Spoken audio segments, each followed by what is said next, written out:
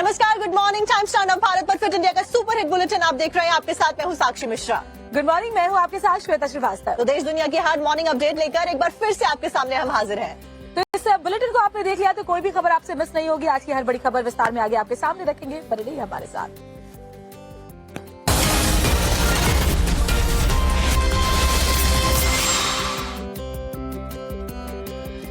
और बड़ी खबर के साथ शुरुआत करते हैं। देखिए, वो दिन आ गया है जिसका हर भारतवासी को इंतजार था। आतंकी तव्वर राणा किसी भी वक्त भारत पहुंच सकता है। अमेरिका से आतंकी तव्वुर राणा को भारत लाया जा रहा। तव्वुर राणा 26/11 के मास्टरमाइंड प्लानिंग में शामिल था। तो बड़ी खबर आपको बता रहे हैं, स्पेशल प्लेन के जरिए उसे लाया जा रहा है। एनआईए की टीम भी मौजूद है। अधिकारी तव्वर को अमेरिका से प्रत्यर्पित कर भारत ला रहे हैं। कल शाम तव्वर राणा को अमेरिका ने भारत को सौंप दिया था। जो वहां अदालत में तव्वर राणा ने याचिका लगाई थी उसे खारिज कर दिया गया था। और भारत में लाने के बाद में एनआईए कोर्ट में आतंकी तव्वुर राणा की पेशी की जाएगी। 26/11 में जो आतंकी अटैक किया गया था उसका मास्टरमाइंड तव्वुर राणा था। ऐसे में क्या कुछ डिटेल्स है, ज्यादा आपको रिपोर्ट में देते हैं।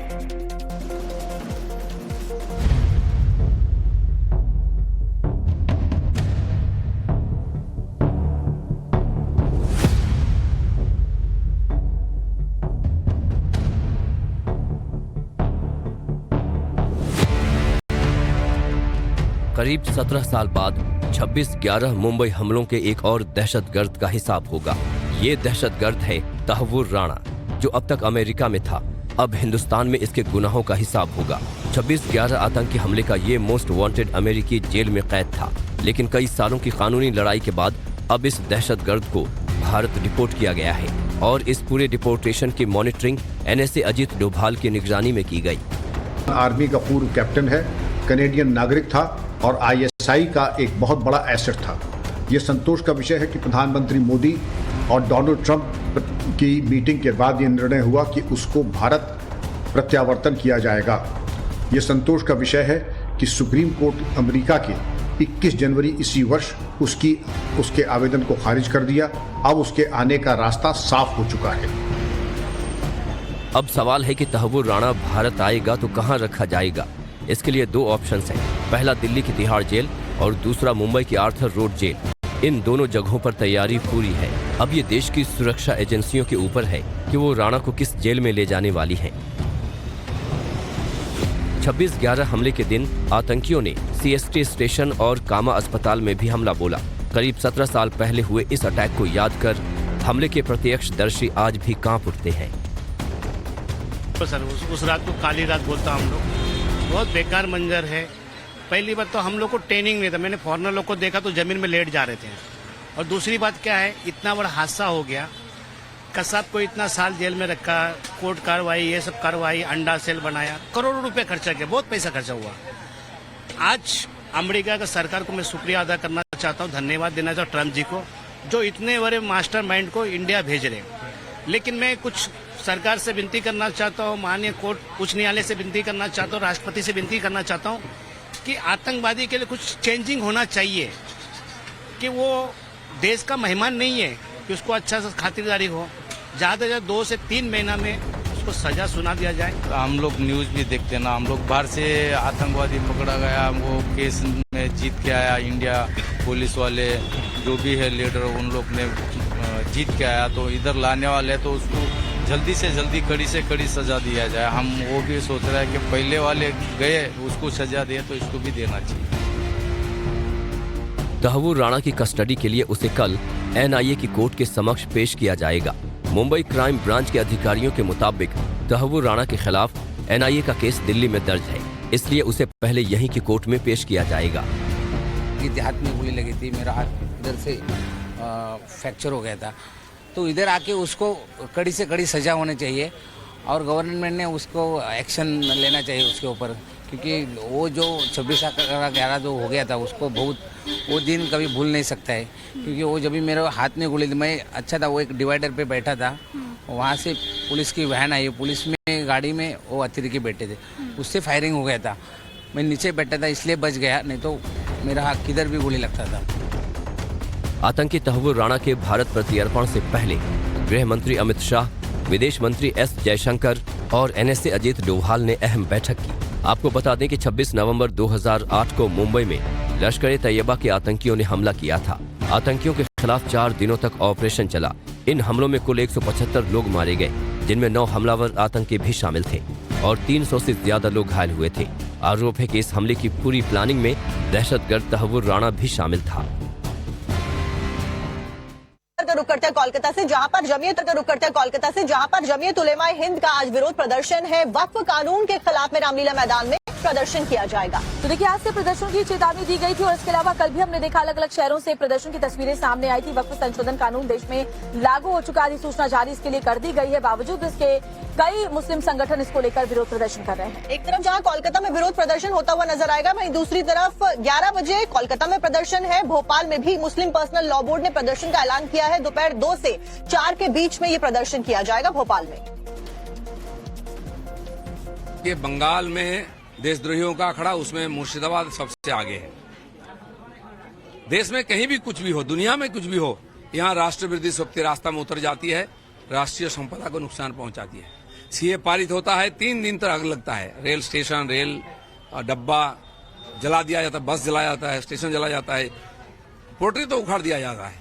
यहाँ नूपुर शर्मा कुछ बोले तो यहाँ आग लगता है, बीजेपी का ऑफिस तोड़ा जाता है, मंदिर तोड़ा जाता है। और कहीं भी कुछ भी हो, क्यों होता है, कौन करता है?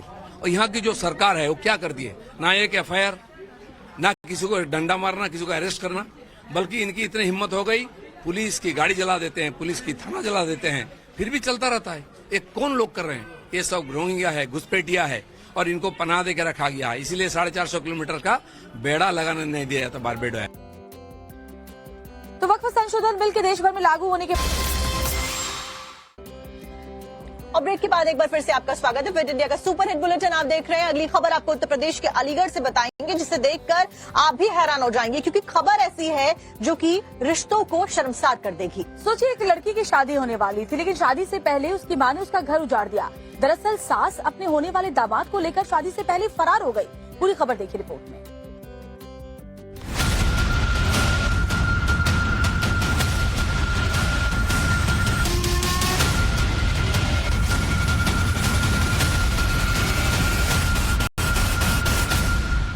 शादियों का सीजन चल रहा है और यूपी के अलीगढ़ में भी इस लड़की की आने वाले 6 दिनों में धूमधाम से शादी होने वाली थी।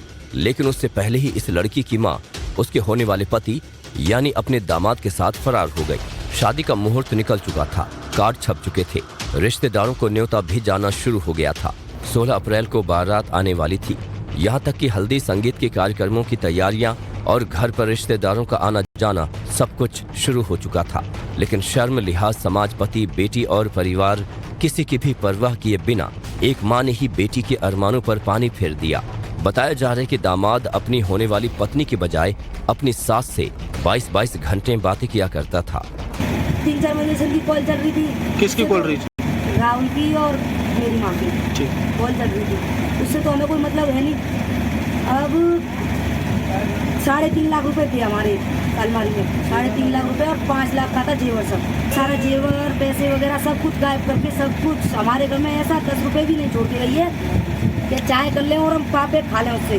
कौन ले गया आपको? माँ। लड़की के पिता और फरार हुई महिला के पति जितेंद्र ने बताया कि उन्हें पहले ही पता चल चुका था कि उनका होने वाला दामाद अपनी होने वाली पत्नी शिवानी से कम और सास अनीता से ज्यादा बात करता है। जितेंद्र ने बताया कि वो बेंगलुरु में रहकर काम करते हैं और इस बीच उनकी पत्नी दामाद से लगातार बात कर रही थी। उन्हें कई बार शक भी हुआ था, लेकिन चूंकि बेटी की शादी नजदीक आ गई थी, इसीलिए उन्होंने कुछ नहीं किया। शाम को 4:30 बजे घर से निकली हुई है। शाम को मैं आने के बाद 8 बजे आया हूँ। मैंने कॉल करा था, 2-3 टाइम मैंने रिसीव करा तो अपना स्विच ऑफ कर लिया। जो लड़के के पास मेरा 10:30 बजे तक मैंने कॉल कराया, वो बार बार झूठ पर झूठ बोलते जा रहा था कि मुझे मालूम नहीं है, ये है वो है। तो मुझे झूठ पे झूठ, मैं बोला तेरे पास है तो अभी भेज दे, अभी भेज दे। बाद में मुझे बोला तुमने 20 साल तुम्हारी शादी को होने जा रही है, तुम इनको परेशान करते हो, अब तुम इनको भूल जाओ, इसके बारे में कुछ मत सोचना। होने वाले पति और मां के एक साथ फरार होने की खबर जैसे ही पुख्ता हुई तो शिवानी की तबीयत खराब हो गई। उसे समझ ही नहीं आया कि आखिर कैसे उसकी मां उसके साथ ऐसा कर सकती है, कैसे उसका घर बसने से पहले ही उजाड़ सकती है। हालांकि इस मामले में अब पुलिस की भी एंट्री हो चुकी है और आरोपियों की लोकेशन को ट्रेस करने के लिए पुलिस ने दोनों के नंबर को सर्विलांस पर लगा दिया है। लेकिन बेटी अब अपनी मां और होने वाली पति की शक्ल तक नहीं देखना चाहती है, क्योंकि उसका रिश्तों पर से विश्वास मानो उठ सा गया है।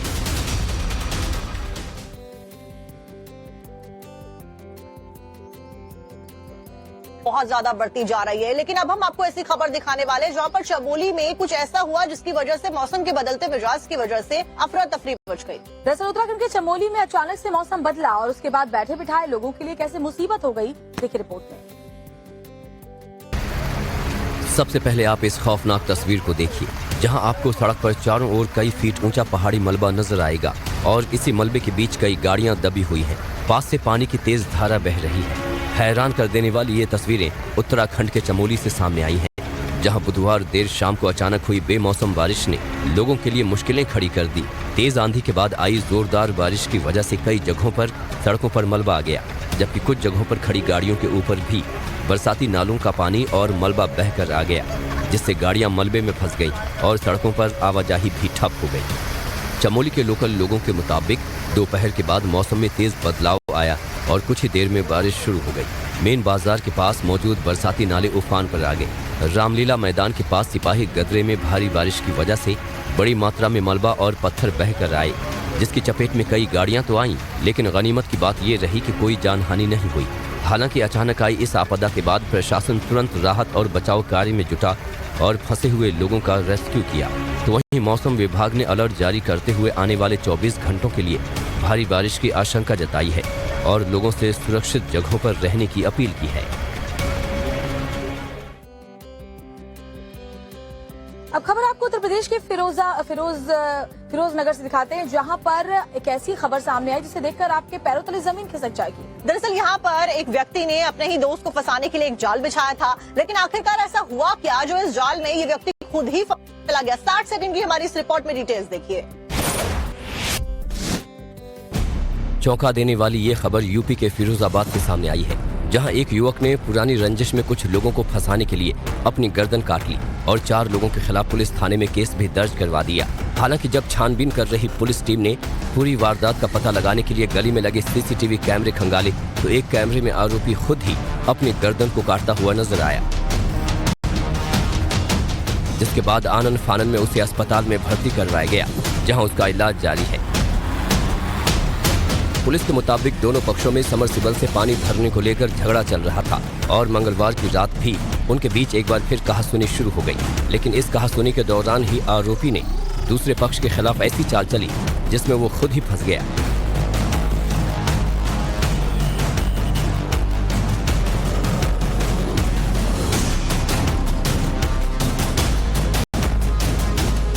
हालांकि इस मामले में अब पुलिस ने आरोपी युवक के साथ साथ दोनों पक्षों के खिलाफ शांति भंग की भी कार्रवाई शुरू कर दी है। और अब आगे बढ़ते हुए अगली खबर छत्तीसगढ़ के बिलासपुर से आपको बताते हैं, जहां पर कुछ महिलाएं नॉर्मली ज्वेलरी के शोरूम में शॉपिंग करने के लिए पहुंची थी, लेकिन ये नॉर्मल कस्टमर थी बल्कि पेशेवर चोर थी। हालांकि इनको पकड़ने के लिए दुकानदार ने भी बढ़िया जाल बिछा रखा था। पूरी खबर देखिए आप। दुकान में सीसीटीवी कैमरा लगा है, जिसमें दुकानदार और उसका कर्मचारी कस्टमर्स को सामान दिखाते नजर आ रहे हैं, लेकिन ग्राहक बनकर सामान देख रही ये सभी औरतें असल में ग्राहक नहीं हैं, क्योंकि इनमें से ये 2 औरतें दरअसल पेशेवर चोर हैं, जिनकी वजह से कई सालों से बिलासपुर के ज्वेलर्स खौफ में दुकानदारी कर रहे हैं। जी हाँ, सही सुना आपने। दरअसल अभी कुछ समय पहले ही छत्तीसगढ़ के बिलासपुर में इन महिलाओं ने लगभग 26 लाख के गहने चुराए। ये महिलाएं फुफेरी और ममेरी बहनें हैं और इनकी एक और बहन के साथ मिलकर ये अक्सर कार में सवार होकर शॉपिंग के लिए निकलती और सोने चांदी की दुकानों पर ज्वेलरी देखने के बहाने चोरियों को अंजाम देती। महिलाओं की चोरी का ये सिलसिला बीते 3 सालों से चल रहा है और हाल ही में जब बिल्हा थाना क्षेत्र में मौजूद शिव शंकर ज्वेलर्स के दुकानदार को ग्राहकों के जाने के बाद दुकान में जेवर कम मिले तो उन्होंने सबसे पहले सीसीटीवी को खंगाला। वीडियो में 2 महिलाएं गहने चोरी करते हुए नजर आईं, जिसके बाद 2 अप्रैल को मामले की शिकायत की गई। पुलिस अभी आरोपियों की तलाश कर ही रही थी कि एक बार फिर से ये महिलाएं ज्वेलरी खरीदने के बहाने शिव शंकर ज्वेलर्स पहुंच गई।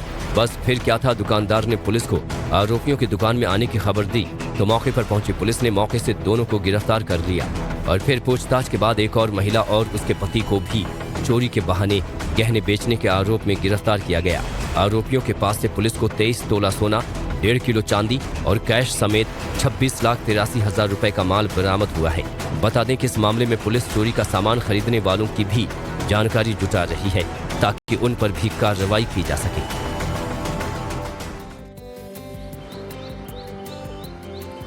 उत्तर प्रदेश के प्रयागराज से आपको बता